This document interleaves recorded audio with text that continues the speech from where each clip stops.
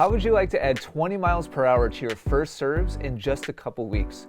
Earlier this year, I did exactly that. In January, I played a match where these were my first serves.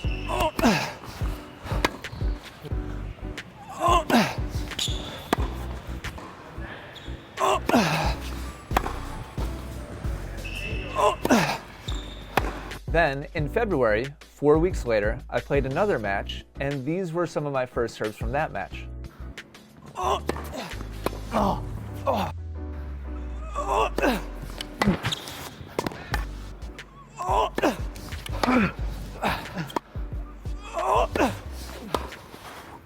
on! I was able to average about a 20 mile per hour increase between first serves in the first set of my match against Peter versus my first serves in the first set in my match against Adam. And it was due to two main technical changes. I'm going to show you exactly what those were in this video. Let's start off by looking at a pro example so we can kind of narrow down exactly what we're looking at. So this is Milos Raonic, huge server, and I want you to look at his swing technique as he hits this kick serve out wide on the ad side. We're going to look at two things. Number one, at contact, where is his body facing? At contact here, his hips and his chest are actually facing along the baseline. The reason why he's doing that is because he wants his swing to go up and out to the right, and that's what makes the ball spin. The ball is given spin by the racket moving past the back of the ball in a direction other than the target. So when he puts all his effort and energy in that direction, the ball rotates aggressively. That's what creates the curve. That's what creates the bounce. That's what makes it a kick serve over on the other side. So contrast that with a flat serve. On this serve, he hits a flat ball right down the tee. And so notice here at contact where his body is facing. On this serve, his chest is angled kind of towards the ad side service box on the other side, maybe kind of towards the doubles alley on the ad side. So what that allows him to do is transfer all of his energy and swing speed through the ball towards his target. So this ball is going to have very little spin, and it's going to have much more power. The ball is going to travel through the court much more aggressively. So this is one of two things that I changed, and I'll show you exactly what it looks like right now. This is a 74 mile per hour first serve that I hit in my match against Peter. And I want you to look at my body's position at contact. So my body is angled quite a lot towards the side of the court. It's not as far to the side as Raonic on his kick serve. It's about halfway in between. And historically, I've been really kind of stuck in a sideways position, and I tend to overspin the ball. And it's because as a lefty, I've relied, and really kind of over-relied, on my spin serve a lot over my career. So watch the path of the racket. Because I stay more sideways, the path of my racket is more sideways as well. So look at the tip of my racket right here on the way up towards the ball. You see how the tip of the racket is pointing kind of back behind my back, and then my racket continues up and out to the left. So as a left-handed player, this is putting a combination of side spin and top spin on the ball, which are good things. But if my goal is to create a powerful serve that cuts through the court quickly, then this is never going to work. Well, let's go and look at my serve against Adam.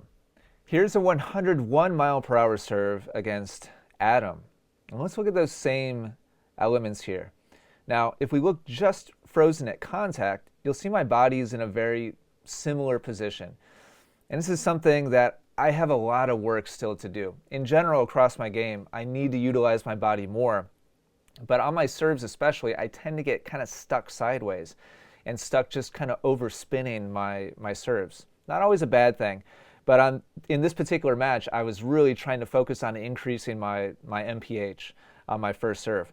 What is different is if you look at my racket's path, you see how here as the racket is traveling up towards the ball, the tip of the racket is more pointed back towards the camera.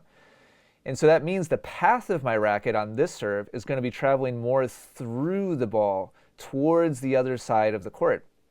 Now, if my body was also facing more forwards and supporting that path of my racket better and stronger, then I could have hit this serve even bigger. And I'm pretty confident, just starting to do some pretty detailed analysis on my own game, my own serve, that over the years, I've really been holding back on my biggest serves because of my lack of forward body rotation on my serves. So I was able to add 25 miles per hour on my serve doing this, leveling out my swing path and making it more direct towards my target. And also something else. This is a little bit more nuanced. Let me show you a side-by-side comparison. All right, I just wanted to show you the clips before I kind of readjust them and line them up. But on the right is the 101 mile per hour serve, and on the left is the 74 mile per hour serve. Now I'm just going to adjust them so that they're tidy. Okay, I took myself out so you can see this. This is the 101 mile per hour serve. This is the 74 mile per hour serve. And I've linked these together. Now watch as I go forwards in my motion. They're perfectly linked together, and I'm actually going to get to contact at the same time. As I go into my trophy pose, look at the difference in my racket position on the right compared to the left. See how on the right, I'm keeping my racket hand a little bit lower, a little bit longer as I go further into my motion. And so there's more of a lag on this swing. On this swing, my hands are going up together, more synced. My tossing hand and my racket hand are raising together more in unison. Whereas on the right, like a more modern server like a Kyrgios who has a faster rhythm, I'm holding my racket hand down a little bit longer. And my goal here with this was to allow my body to make more of a move, more of a drive earlier relative to my hand. I didn't want my hand, like in this serve on the left, to get too far ahead on the motion and start swinging too independently. In other words, having my arm doing more of the swinging and doing it sooner so that everything would be more sideways. So as we go forward into the motion, you'll see how my racket and my hand stay a little bit lagged behind in the one on the right, and that allows my body a little bit more time to go around and forwards. Now, I was disappointed, to be honest with you, disappointed to see that at contact, they're too similar. I need to continue working on my body facing more forwards on my flat one. Yes, my swing path was more direct, and so I was able to add a significant amount of pace. But if I could get my body trained to unwind and uncoil sooner and faster and more directly into the court, I think I could probably add another 10 to 15 miles per hour on my serve. But even still, watch the difference here. Because the one on the right, the swing path is more through, contact is made at the same time. But watch how much faster the ball gets to the returner. Look, the returners are standing in the same place on the other side.